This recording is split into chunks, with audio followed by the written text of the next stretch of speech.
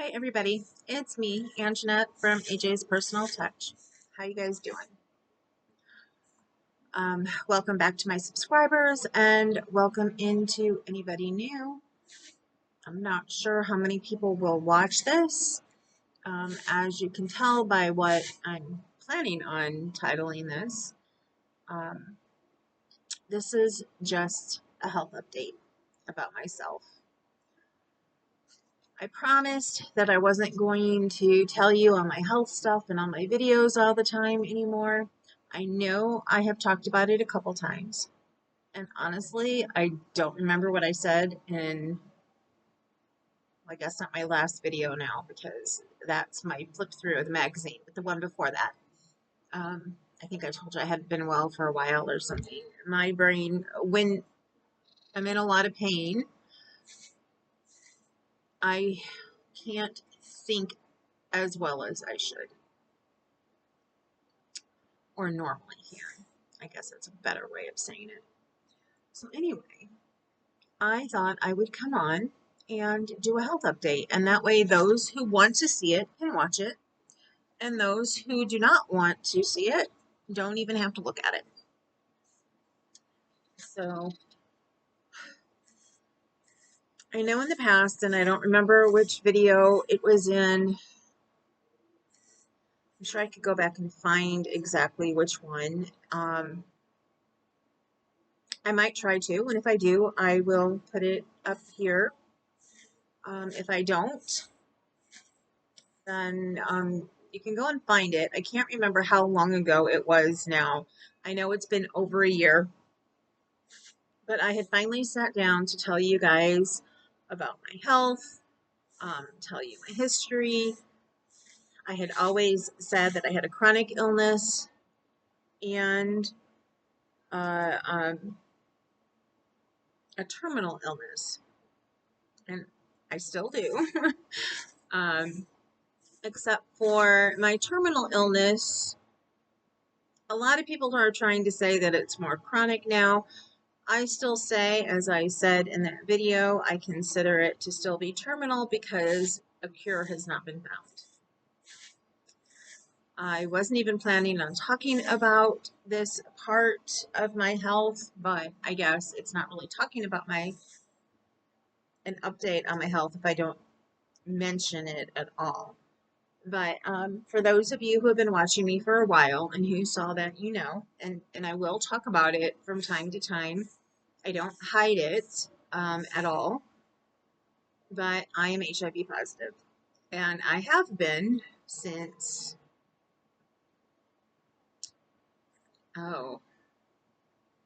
maybe a year or two out of high school, and it may have been actually my senior year of high school. We don't know exactly when I became positive, just when I was tested, and I was tested in 1992, so it's been quite a while, over 30 some years. So, yeah, over 30 years, right? I think we've already had my 30th. My brain doesn't want to math. 88, 88, 98, 2008, 18. Yeah, over 30 years. Well, my husband and I just had our 29th wedding anniversary, which was, we were married in 1995. So yes, over 30 years. Oh, I didn't realize it's after 3 o'clock, which means he's home now. And I was going to try and have all of this done before I got home. Anyway, everything is fine there. All of my counts are fine. I'm doing well as far as that's concerned. My chronic illness is my chronic pancreatitis, and I've just been having issues right now. I'm in the middle of a flare, and the reason I'm in the middle of a flare, and I do believe I mentioned this in my video the other day, is because I get a pain block every 3 months. And I was supposed to have my pain block done at the beginning of July, but because of the holiday and my doctor being on vacation, they were not able to get me scheduled until July 30th. And I was like, I should be fine. I had been fine for a while. I hadn't had a major flare up in a long time because I've been having it done every 3 months. Well, they changed it from the 30th, which I would have had it in 3 days, to the 1st, which means I'm having it in 5 days. But evidently, my body has decided that I hadn't had a flare up in a while, so it needed to have one. So I'm in the middle of a pretty bad flare up. I've been in a lot of pain for the last week and a half. I'm used to working with it. I've still been doing my cal. I'm used to crocheting. It helps keep my mind off of it. I do things to distract myself. I learned the art of distraction a long time ago because I've been dealing with pain for a long time. Between back pain, leg pain, my migraines, I've been dealing with it for a very long time. And it turns out that the reason I have chronic pancreatitis is because it's from a birth defect. And they didn't find my birth defect until I was in my 40s. So I've been dealing with stomach issues and stomach pain since I was in high school.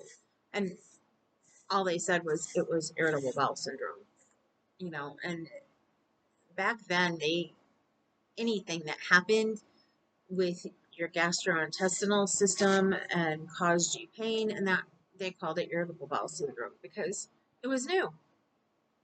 And so they tagged basically everything that, and they didn't really have a test for it then either. So I never had the official quote test for it. But a lot of it has turned out to be the fact that I have my birth defect and I have chronic pancreatitis. So until I got my pain pump, I would be at a pain level of between 9 and 10 all the time. I mean, I could barely walk. My low back hurt, um, which was due to a disc issue and being overweight, and then also from losing so much weight and having all that skin that was pulling. I had my surgery last year to have a paniculectomy, which removed 27 pounds of skin. And yes, my low back does not bother me from my disc issue hardly ever anymore. It will bother me, but it has more to do with other issues. And some of them is the chronic pancreatitis, because you start having pain in your abdomen, and I get mine on my right side. Most people tend to get theirs, I think, more in their center or on their left side. But my what used to be dietitian, she has chronic pancreatitis as well, and she has her pain in the same area. So I know that others have it in that area because I had doctors telling me before that it wasn't chronic pancreatitis because I didn't have the pain in the right area. We tried to have exploratory surgery before we knew what it was. We can't believe it wasn't found during my first gastric bypass, which was done as an open procedure. I've had a couple different abdominal surgeries where it should have been found. But specifically, my first open gastric bypass. That's why they did it as open. They do it to look for other issues. They found my gallbladder and replaced my gallbladder, and they were right by my pancreas, and they never saw that there was any issue.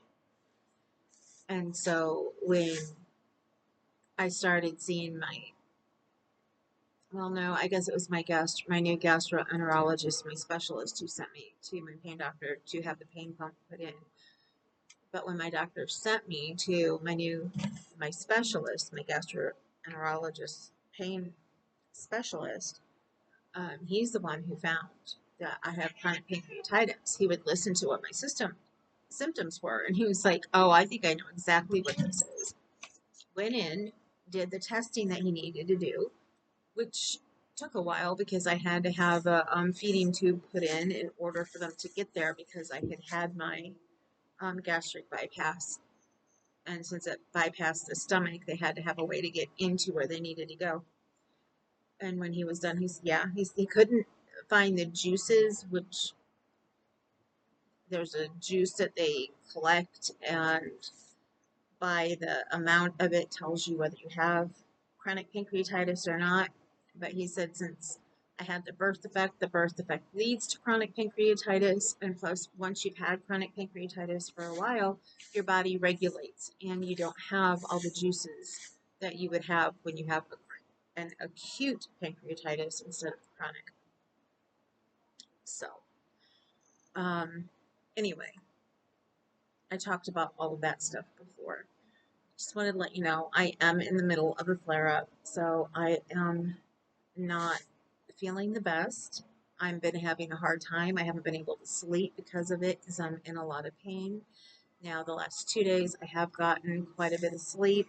I've been taking my medications that put me to sleep. One of them is a muscle relaxer, and it has not put me to sleep, and my Benadryl also has not until the last 2 nights. Uh, the Benadryl didn't work right away, but once I got to sleep, sorry, the cat just knocked a bunch of stuff onto the floor. I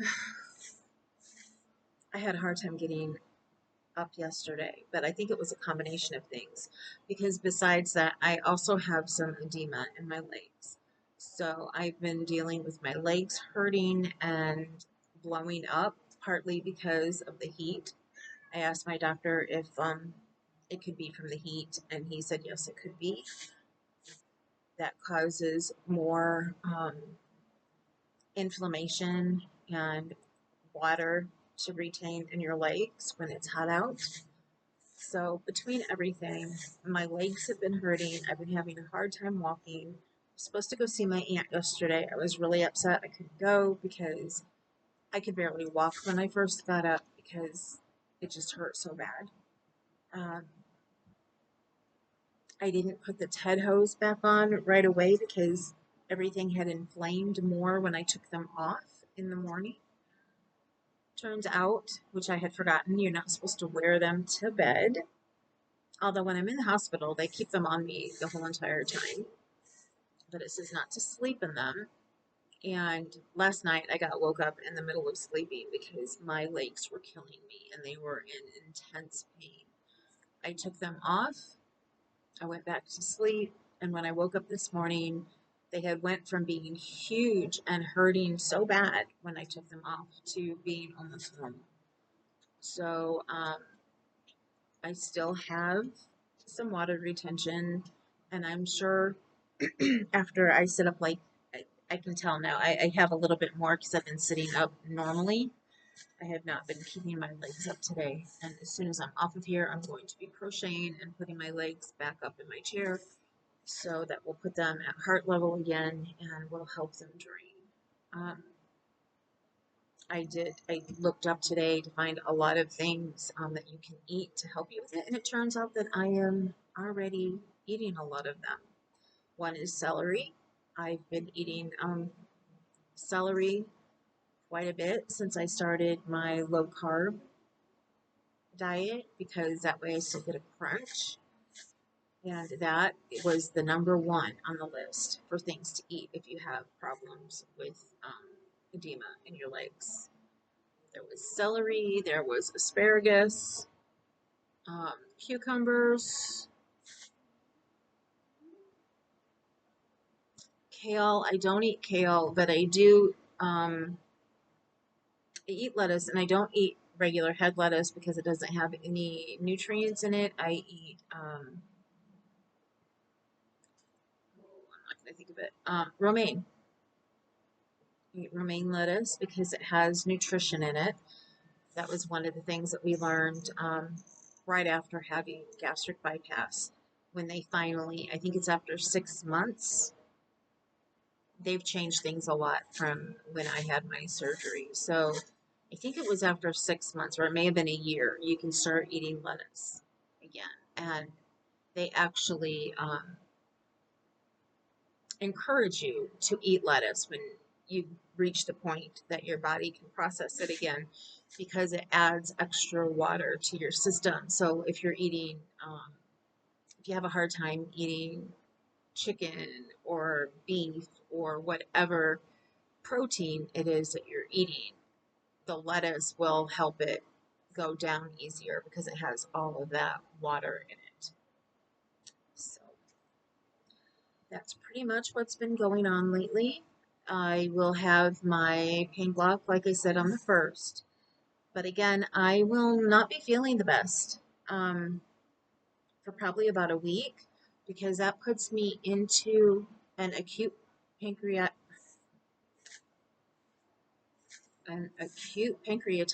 attack for either a couple days to a week, sometimes longer, depending on when I get my pain meds. I do get another script for pain meds because I need more than what's in my pain pump. Because one thing that people don't understand, and some people just don't realize, is when you have a pain pump, your pain pump will only work for chronic pain. It does not work for acute pain. And it's also only going to work for a certain area for where they put it into your spine. Mine's in my low spine, so mine does not cover anything from my shoulders up. So if I'm ever having dental work that's going to be very painful, um, sometimes when my neck flares up and it hurts really, really bad, sometimes I need to be put on pain meds, for something that's from the neck up. Not very often, but every once in a while.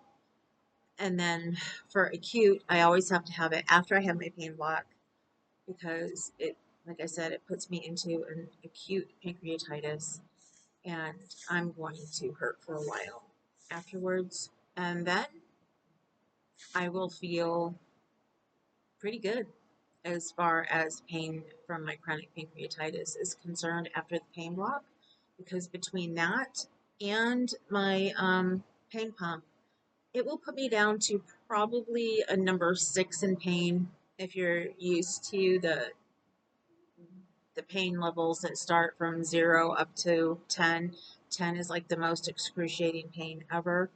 I usually live at about a 6, and I'm just used to living at that level. People will look at me and think that I'm fine and have no pain at all. But when you live with chronic pain, your body builds up a tolerance, and it hurts, but you're used to living at that level. There's no easier way for me to say it.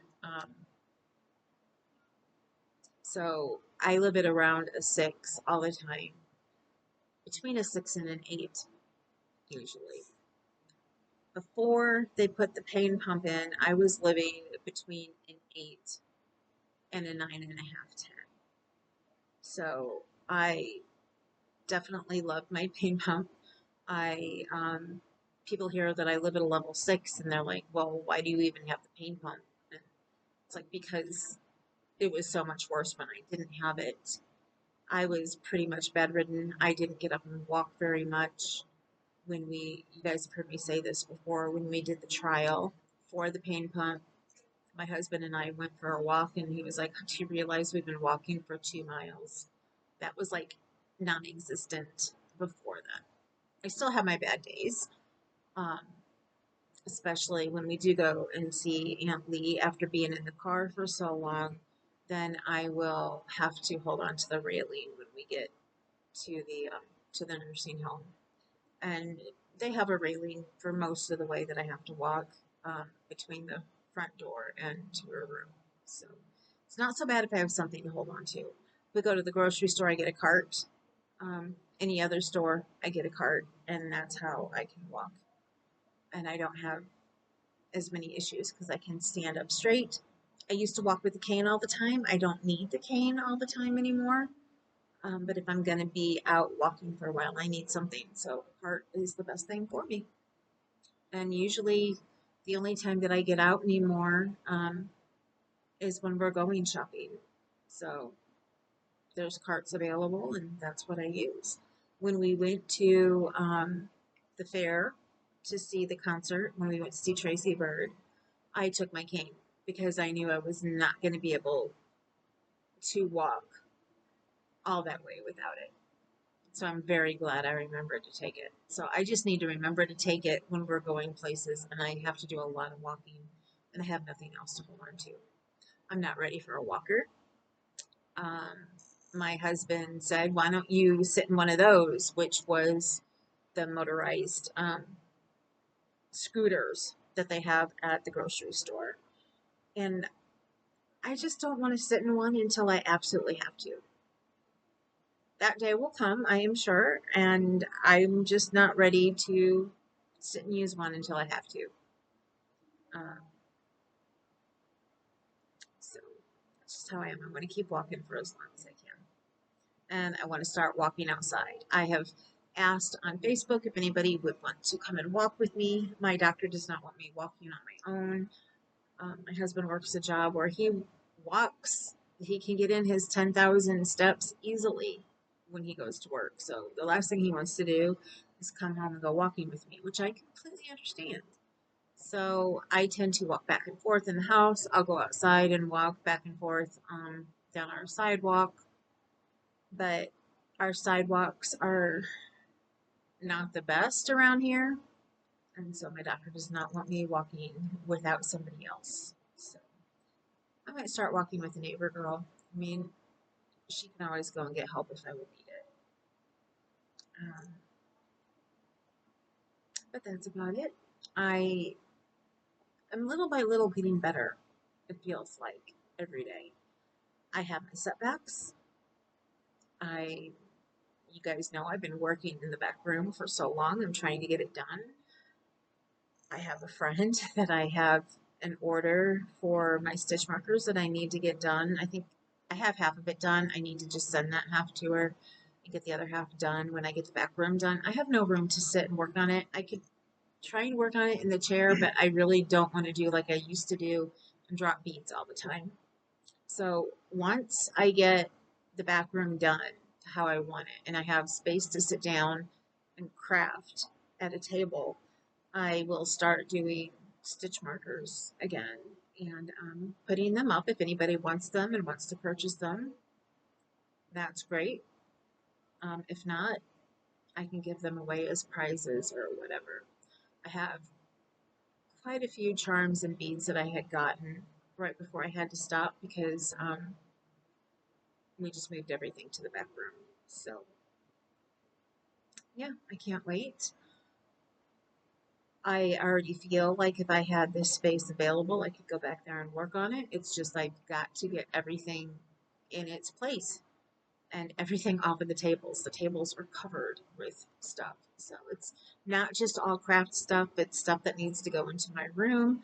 And as I made mention to earlier, we are going to have some things going on with the house. And so everything's probably going to come out of my room. So I'm glad I didn't take a lot of time and put everything away because now probably 2/3, if not everything, is going to have to come out. So, yeah, I'll have to deal with putting it all away where it goes later. I'm just, as I said, really glad I didn't take the time to do all of that now. I got quite a bit done the other day with a neighbor girl helping me, so she's wants to help me finish back there, and so with her help, I should hopefully get it done sooner than I would have. I don't know exactly when, but instead of working for 5 minutes like I normally do on my own, well, 5 to 20 minutes, depending on the day, sometimes a half an hour, I was able, we worked back there for probably a good hour, hour and a half. I moved 3 whole shelves around because I decided I wanted them in a different place. And I got my fingering weight and my DK weight, my fingering, my sport, and my DK weight all separated, so I know where they're at. They're on one shelf, but the fingering's on one and the sports in the middle and the DK's on the other, where before it was all messed up and it had worsted weight in with it. I have a whole shelf now for a worsted weight, but I'm going to need two because that's what I have most of. I have my shelf for my large weights, and then I need to decide where I'm going to put the cotton. I'm going to keep pretty much all of my cotton together, except for I have a perfect spot for my fingering weight cotton up with my fingering weight. Um, all the other yarn that I have that's fingering weight, so it's going to stay up on the shelf, I think. Otherwise, all of my cotton is going to end up in one spot. But we'll see. I need to get a couple more bins for back there. I may make one or two cotton bins because I have enough for more than one. So I have separated my bins that I have made up so far into projects. I've put all the yarn that I need for different projects in a bin.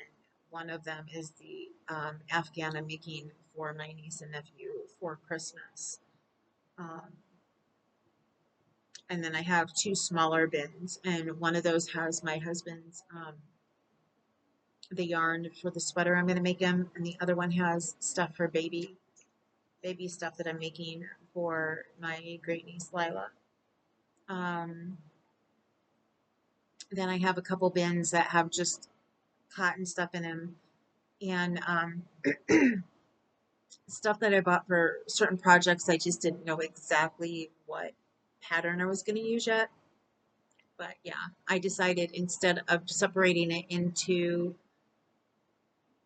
different yarns, and then I would separate them into projects. And I really like that. And they have their own bin, and later on I can work with them out of the bin if I want to, or I can keep using my project bags like I've been doing. Just put a couple, like 2 skeins of yarn, and then the rest can be back there in the bin, and I only take it out when I need it. And as soon as one empties, I will put another project in it. As you guys saw, if you've watched my flip through of Crochet World, I want to make at least 20 projects out of it, if not more. The place where I got to where I was like, oh, I don't want to, make this is when I got to where the Afghans were. There's one that I would really like to make at some point in time. And sweaters and stuff. There's one that I would like to make. And then there's 2 pair of socks. I would like to make them both at some point in time, but I'm not ready for that yet. Even though they're crochet, I think I should learn how to knit socks before I actually try to sit down and crochet socks. I think it might help me a little better. I'm not sure why, I just think it will, because I've had a really hard time trying to learn how to crochet a regular pair of socks. I do fine with slipper socks, but not like normal socks that I would wear in a pair of shoes. I guess I got to get used to working with the smaller hooks and getting the toe done and working in a round with a smaller hook. So maybe if I started making some amigurumi first, maybe I'll do better. But yeah, that's what I'm working on. So I went in from my health into what I'm working on. I'm working at getting that done so I can stay back there, and I may not crochet back there as much. I'll probably crochet mostly here in my chair. I have my my whip cart, which I can put together, and I can move my cart into this room with me and move it back in there, which is the plan. Once I get everything, put up, and I won't have bags. Like right now I have 1, 2, 3, 4, 5, 6 bags down at my feet underneath the TV table that my laptop is on. And then over here I have a bag that I'm putting the squares in for the blanket that I'm making my niece and nephew. And then I have my knitting bag, which is a small bag. And over here I think I have a bag that has for days that I can't crochet. It has some yarn that somebody had sent me. They were starting to make something. They were knitting it. They're tubes. Um, I don't know if it was to find gauge. I don't know if it was something they thought they were going to make and then they decided not to, but I'm unraveling them so that I can use them for cat toys. So, yeah, that's about it. I will talk to you guys later. If you have any questions for me at all, feel free to ask. And I will talk to you guys later. Remember, I love you. I care about you guys. I'm surprised to hear the love you, but I do love you guys. I always tell you guys that all the time anyway, but I care about you. You matter. If you ever have anything that you would like to talk about, you can email me, and that would be great. If you want to message me or friend me on Facebook, that is fine. And we can talk through Messenger. And please always remember you're beautiful. Don't let anybody tell you differently. You're gorgeous, you're beautiful, handsome, and again, I love every one of you. And I will talk to you soon. I will see you later.